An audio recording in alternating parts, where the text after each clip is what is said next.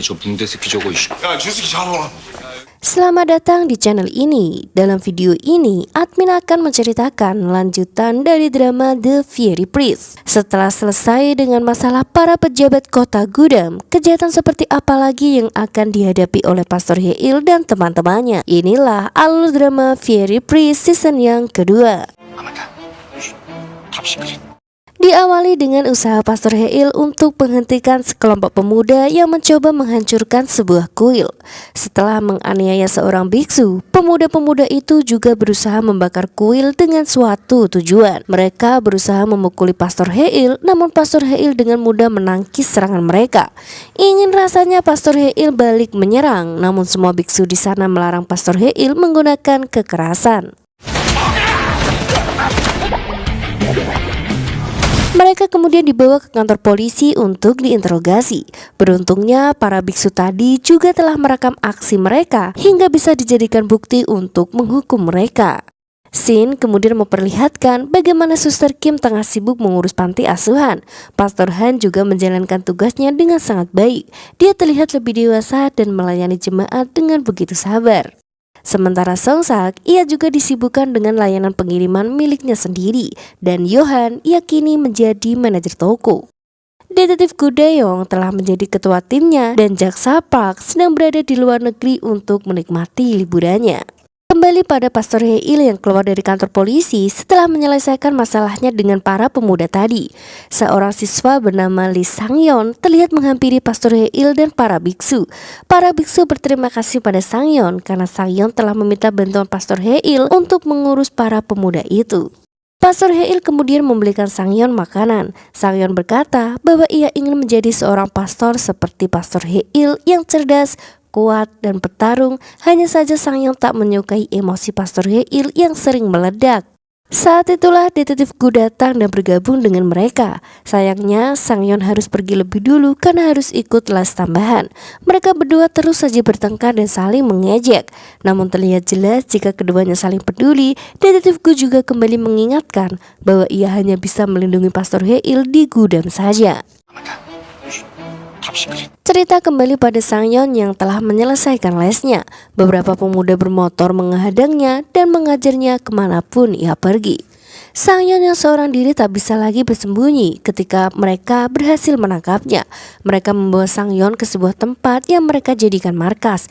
Salah seorang pemuda yakin bahwa Sang-yeon mengenalnya meski Sang-yeon terus mengelak. Sementara di New York, Jaksa Park sedang makan malam dengan seorang pria. Ia terkejut karena pria yang baru ia kenal beberapa hari yang lalu mengajaknya untuk liburan bersama. Meski Jaksa Park menolak, pria itu terus saja merayunya. Tiba-tiba, satuan tim unit narkoba menggerebek mereka lengkap dengan senjata. Mereka mengincar pria yang sedang bersama Jaksa Park yang ternyata adalah pengedar dan pengkonsumsi narkoba. Baku tembak pun terjadi hingga polisi harus mengalah karena pria itu menyandera Jaksa Park. Namun dengan kemampuannya, Jaksa Park berhasil mengalihkan perhatian si pria hingga polisi bisa menangkap pria itu. Sayangnya Jaksa Park harus terseret kasus tersebut karena terlihat bersama dengan si pria. Ia bahkan dicurigai sebagai kaki tangannya. Meski ia menjelaskan siapa dirinya, ia tetap harus menginap di kantor polisi sampai interogasi selesai. It's completed. You got that, right? Pastor Heil membaca sebuah email yang berisi sebuah undangan untuk mengisi acara seminar di Busan. Rupanya tepat saat itu, Busan adalah tempat di mana narkoba sedang merajalela. Di sebuah klub di Busan, para polisi terlihat tergesa pergi ke sebuah ruangan VIP setelah mendapat laporan penyerangan. Mereka begitu terkejut setelah melihat keadaan di sana. Seorang pemuda bernama Kim In-sok terlihat menghabisi nyawa beberapa orang di sana. Setelah mengamankan Kim In-sok, para polisi menghubungi jaksa bernama Nam Du-hon untuk menangani kasus tersebut.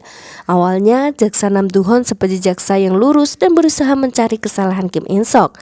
Namun setelah interogasi semakin berlanjut, jaksa Nam rupanya adalah jaksa yang korup.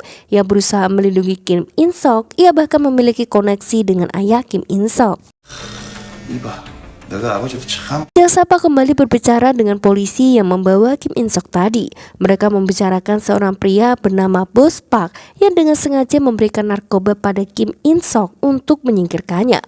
Dari obrolan mereka juga terdengar bahwa Bos Park lah yang mendistribusikan narkoba ke Seoul, tepatnya di gudang. Mereka juga melanjutkan bahwa atasan Bos Park telah mengedarkan narkoba di Asia Tenggara. Pria itu juga sedang berada di luar negeri dan akan segera tiba di Korea tidak lama lagi. 약팔이 새끼들 이거 한국 들어오자마자 Esok paginya, media melaporkan bahwa Kim In Sok telah dibebaskan dengan jaminan.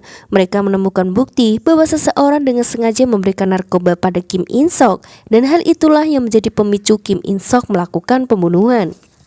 Meski kepala jaksa merasa itu adalah hal yang janggal, Jaksana memastikan bahwa semua itu adalah kebenarannya. Pagi harinya di gudang, rupanya hari itu adalah peringatan 5 tahun kematian Pastor Lee. Semua orang bergegas pergi ke gereja, termasuk Sang-yeon yang merupakan putra altar. Pastor Hae-il mencurigai saat melihat keadaan Sang-yeon yang tak seperti biasanya. Wajah Sang-yeon terlihat pucat hingga Pastor Hae-il khawatir penyakit Sang-yeon kembali kambuh. Pastor Hae-il meminta Sang-yeon untuk beristirahat, tapi Sang-yeon meyakinkan bahwa ia bisa melakukannya. Acara pun dimulai dan Pastor Hae-il memberikan khutbah serta membicarakan kenangan-kenangan Pastor Lee bersama mereka. Tiba-tiba Sang-yeon terjatuh dan pingsan. Semua orang yang berada di sana terlihat terkejut dan Pastor Hae-il segera membawa Sang-yeon ke rumah sakit. Setelah melewati beberapa pemeriksaan, dokter menyatakan bahwa Sang-yeon koma dan kemungkinan sadar sangat kecil. Pastor Hae-il dan lainnya tentu saja terpukul dengan kabar itu. Kenangan bersama Sang-yeon saat mereka bersama dulu juga kembali teringat dalam ingatannya. Detektif Gu mendekati Pastor Hae-il dan berbicara tanpa sepengetahuan ibu Sang-yeon. Detektif Gu berkata bahwa penyebab Sang-yeon pingsan dikarenakan kondisi jantungnya yang memburuk. Hal itu dipicu dengan sebuah obat bernama Hepanil. Semua orang tentu saja syok mendengarnya karena mereka tahu bahwa Hepanil adalah sejenis narkoba. Mereka yakin Sang-yeon tak mungkin mengkonsumsi benda seperti itu. Mereka mulai mencurigai ada hal lain dalam kasus Sang-yeon. Satuan tim unit narkoba gudang mulai menyelidiki kasus Sang-yeon. Detektif Gu dan Pastor Lee mendatangi mereka dan memberikan beberapa saran dalam penyelidikan. Pastor Hae-il meminta mereka untuk menyelidiki penelusuran internet, media sosial, dan kepemilikan akun kripto Sang-yeon. Mereka juga berusaha menemukan ponsel Sang-yeon yang hilang. Kasus Sang-yeon mulai diliput dalam berita dan ditunjukkan bahwa Hepanil adalah obat baru yang merajalela di kalangan remaja. Jaksana yang melihatnya terlihat kesal dan khawatir hal itu bisa merusak rencananya. Ia menelpon Kim Man-chon, ayah Kim In Sok, meminta orang-orangnya mengambil alih kasus Sang-yeon. Tak butuh waktu lama, Kejaksaan Agung Unit Narkoba menyita semua berkas dan apapun yang terkait kasus Sang-yeon. Meski satuan unit narkoba menolak, mereka tak bisa berbuat apapun. Pastor Hae-il dan Detektif Gu tentu saja kesal dan semakin curiga bahwa ada sesuatu yang sangat besar di balik kasus Sang-yeon. 터지는 걸 맞거나 뭔가를 덮으려거나 Pastor Hae-il semakin curiga saat artikel tentang Sang-yeon dihapus. Hari itu, Pastor Hae-il mengunjungi sekolah Sang-yeon untuk mencari informasi. Mirisnya, ia mendengar teman sekelas Sang-yeon menjelek-jelekan Sang-yeon, bahkan membuat rumor tak benar tentang Sang-yeon. Pastor Hae-il memberikan peringatan pada mereka untuk lebih peduli pada Sang-yeon sebagai teman sekelasnya. Seorang teman Sang-yeon menghampiri Pastor Hae-il dan berkata bahwa Sang-yeon sering membicarakannya. Ia juga berkata bahwa di malam sebelum Sang-yeon pingsan, Sang-yeon menelponnya menggunakan telepon umum karena ponselnya hilang. Sang-yeon terlihat ketakutan dan menyebut nama Jang Si-tae berulang-ulang. Ia yakin Jang Si-tae terkait dengan kasus Sang-yeon. Tanpa diduga, Detektif Gu meminta Song-sak dan rekan-rekannya untuk memantau tempat-tempat mencurigakan yang bisa jadi tempat transaksi narkoba. Usaha mereka membuahkan hasil karena mereka menemukan beberapa tempat orang-orang yang sedang kecanduan. Mereka terus mengawasi tempat itu hingga menemukan seorang pelajar yang bertugas mengantar narkoba. Pelajar itu membawa Pastor Hae-il ke markas Jang Si-tae dan teman-temannya. Pastor Hae-il masih berusaha baik hati tidak kasar pada mereka, namun mereka yang membuat Pastor Hae-il harus memberi mereka pelajaran. Setelah dengan pemaksaan, Chang Si-tae akhirnya mengaku bahwa dia dan teman-temannya yang telah memukuli Sang-yeon. Mereka melakukannya karena Sang-yeon melihat mereka melakukan transaksi narkoba. Ia mengambil ponsel Sang-yeon karena Sang-yeon juga berhasil mengambil foto mereka. Sang-yeon terus melawan tanpa takut, membuat mereka memaksa Sang-yeon menelan obat itu dengan paksa. Ia ingin Sang-yeon menjadi pecandu dan kembali padanya. Pastor Hae-il terus mendesak menyebutkan pemasok yang memberi narkoba pada mereka hingga Chang Si-tae menyebut nama Chirat dan mengantarkan Pastor Hae-il ke tempat pria itu. Perkelahian kembali terjadi, bahkan Song-sak juga berada di sana untuk membantu mereka. Mereka menangkap Chirat yang berusaha kabur dengan uang-uangnya. Mereka memberikan beberapa hukuman sambil menginterogasi Chirat. Chirat akhirnya mengaku bahwa pemasoknya sering disebut sebagai belut api Busan. Chirat yakin pria itu bermarkas di Busan. Saat polisi tiba, semua pelaku telah terikat dan wartawan juga tiba hingga membuat mereka tak bisa berkutik. Polisi itu segera melapor pada Jaksa Nam atas apa yang terjadi hingga membuat Jaksa Nam kebingungan. Pastor Hae-il terlihat mendoakan Sang-yeon untuk kesembuhannya.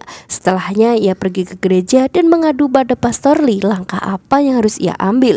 Pastor Hae-il terlihat begitu kesal dan memaki dengan kata-kata kasarnya. Tiba-tiba angin berhembus kencang membuat lilin di sana padam. Foto Pastor Lee juga terjatuh hingga membuat Pastor Hae-il terkejut. Hal itu Pastor Hae-il yakini sebagai persetujuan bahwa Pastor Hae-il harus mengungkap kasus Sang-yeon. Semua orang yang mendengar rencana Pastor Hae-il tentu saja menghentikannya.